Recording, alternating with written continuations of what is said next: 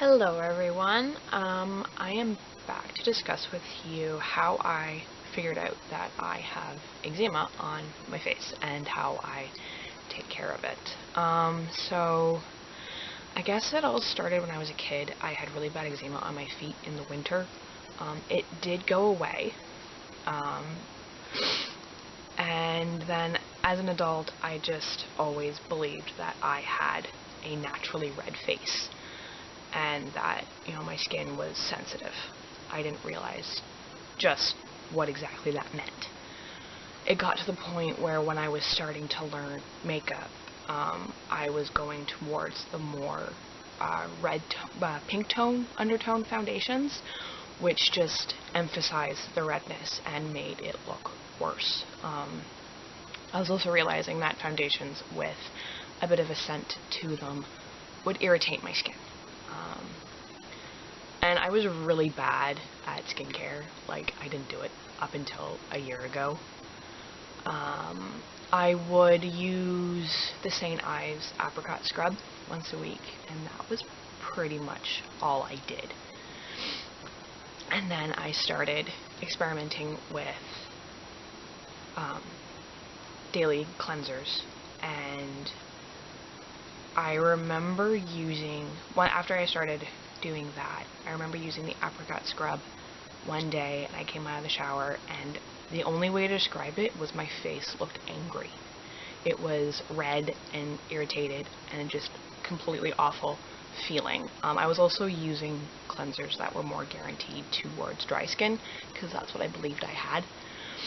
And then I did a little bit of research, and I discovered that I had what is called dehydrated skin. And the best way to describe that would be, and the way that made me realize that's what it was on the article I was reading. It said, if you feel like you can step out of the shower and the first step you have to take is put on moisturizer, you have dehydrated skin. And that was always something for me that I found I had to do. Otherwise my skin would get flaky and dry, and that's when I believed I had dry skin.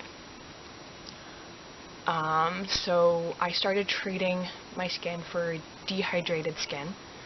The very first step that I took for that was I purchased this Pixi Hydrating Milky Serum, which was fantastic for my skin. And I also picked up the Aveeno Positively Radiant line. I also have the moisturizer of this with salicylic acid, because I am also prone to breakouts. And that worked for a while until I realized that over a lot of use, my skin was getting worse. The redness was getting worse instead of getting better. And so I discontinued this, and I did some more research, to which I found out that to treat eczema on your face is very similar to treating dehydrated skin, and that the symptoms look very, very similar. But the number one treatment for dehydrated skin is either aloe vera or colloidal oatmeal. Now Aveeno does make an amazing moisturizer and body wash with the oatmeal extract in it. This is a soy-based extract, which I figure is what was irritating my skin so much. I also do believe that this has perfume in it, though I can't seem to see if it does. Oh, it doesn't. Okay, so that was a step for me. So then I started focusing more on lines that were safe for sensitive skin. I purchased a cleanser by La Roche-Posay, which is a French company that is supposed to be geared towards sensitive skin. And I purchased one of their cleansing milks because I read that for eczema you don't want foaming cleansers, because they just dry out the skin because a lot of them have alcohol in them, and that makes the eczema worse. And when I say like I have eczema on my face, I'm very lucky. I have a very mild case where the only thing really that you can tell is my face is very sensitive and my skin gets red.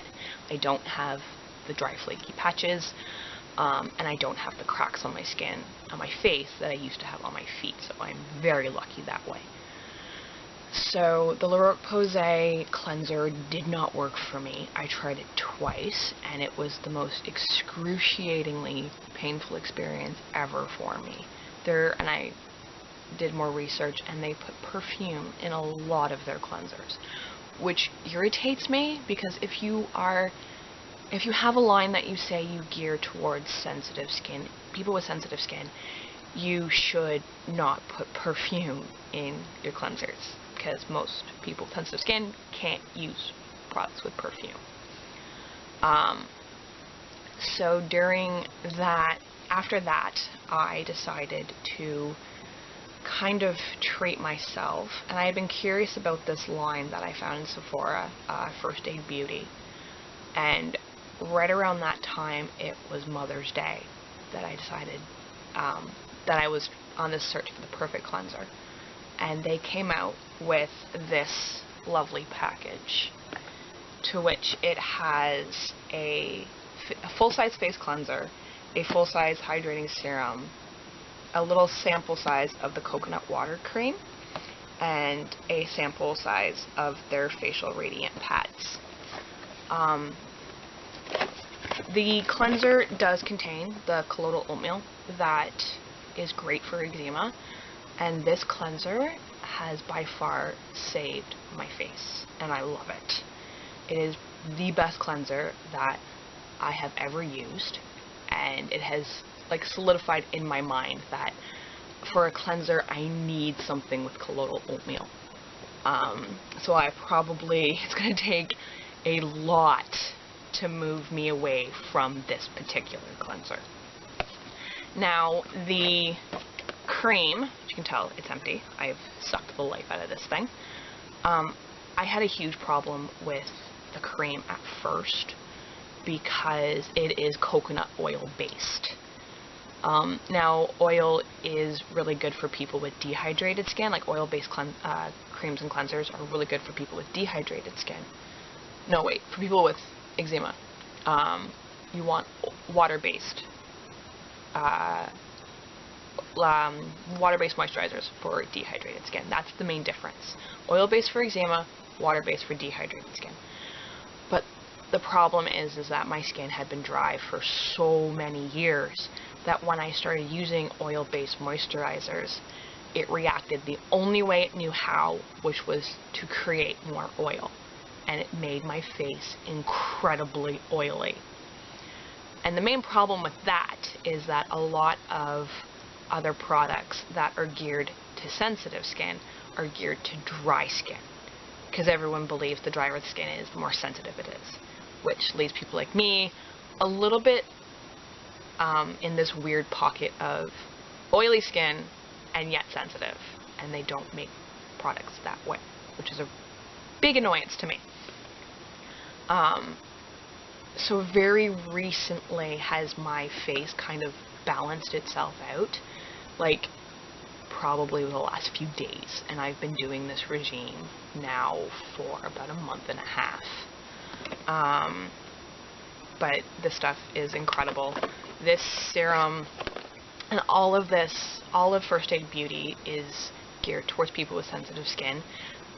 And the one thing that I love about this is on the Sephora website, it says that it is safe for people with eczema.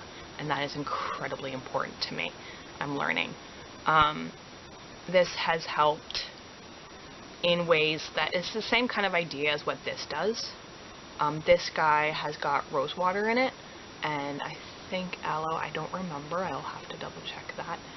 And I think that really helped start the dehydration process and start rehydrating my skin the way it needed it.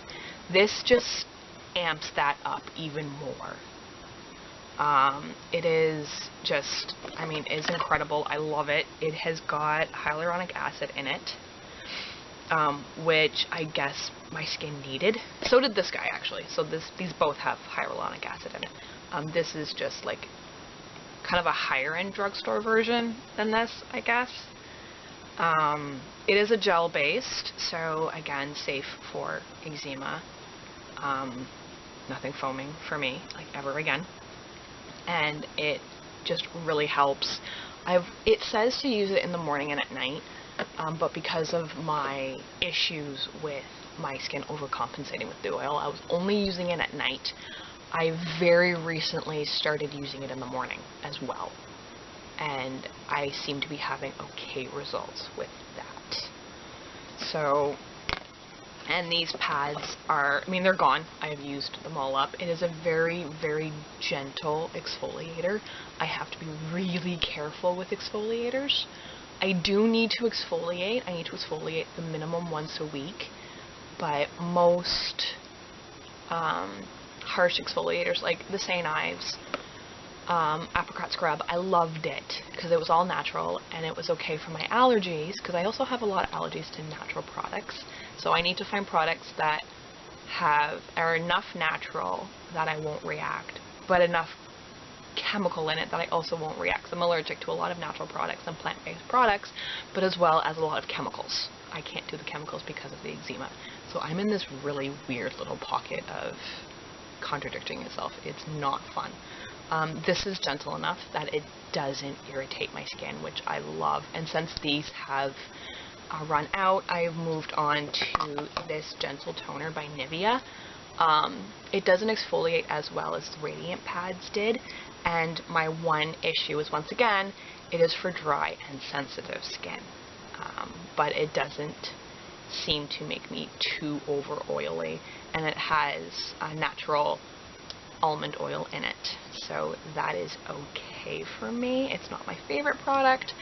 I think the next time either I'll get the Facial Radiant pads again, or I'm going to try out their oily one, just because I also, my big pet peeve with the Radiant pads is they're the single-use pads, which I am trying to get away from.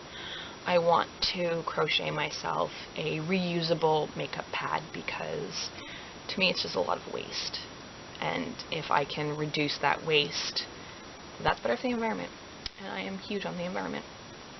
Alright, so when my coconut water moisturizer ran out, after I sucked it dry, I was introduced to the Ultra Repair Face Moisturizer, which is supposed to be part of this line that is safe for eczema skin. Now, I don't know if it is because it's summer and my face is just now more open to even more pollutants with high UV rays, but this tends to burn my skin. Now, I'm also having that product with a lot of other issue with a lot of other products that didn't burn my skin, now are. So I'm gonna hold on my reserve for this guy. This is a lot thinner than I was expecting it to be. And it doesn't seem to moisturize my skin as well as the coconut water one did. So I'm not sure if I'm going to go back to a full size of this once this is done, or if I'm going to try the thicker formula of this. That's what kind of I want to try, because that one says it's safe for eczema, and this one doesn't. I'm going to do a little bit more research, and I'll let you know how that's going. So that is what I'm doing for my eczema prone skin. And I've noticed a lot of people, like when I was doing my research on YouTube for what my condition was and what a lot of people with eczema prone skin were using, is they had like two lines. It's like, this is what I use when I have a flare, and this is what I use when I don't have a flare. And to me, my goal is to never have an eczema flare again. That would be the ultimate goal. So I'm treating my skin as a preventative measure of, if this is what I should be using when I don't have a flare, when I do have a flare, it is also what I should be using when I don't, to prevent future flares. I hope that is helpful for anyone that has the same issues I do. If you have any questions, please let me know in the comments down below. And please, if you want to hear more about my lovely eczema prone skin problems, because I have eczema all over my body, including my scalp, which leads to a whole bunch of new issues, and there's a whole story behind that, and realizing that the flakes I had on my clothes weren't dandruff, but a byproduct of my eczema, and how I cope with it just all over my legs and my feet and all that. If you want to hear more, hey guys, Future Kim here. So I filmed the video about my skincare routine last week. Normally I film and upload a week apart. Within that week I have learned that the redness on my face isn't actually eczema and is in fact rosacea. So I have had to change my skincare routine after I spent all that time trying to figure that out, what I had told you guys about. So I will be doing an update for you guys in about 2-3 weeks once I have everything else sorted out. Alright, so sorry for all the confusion, just wanted to get that all straightened out. So if you want to hear about my new skincare routine once I get it all figured out, give this video a thumbs up and click subscribe, and don't forget to hit the notification bell so that you all get notified when I upload a new video. Alright, talk to you later guys. Talk to you guys later. Bye.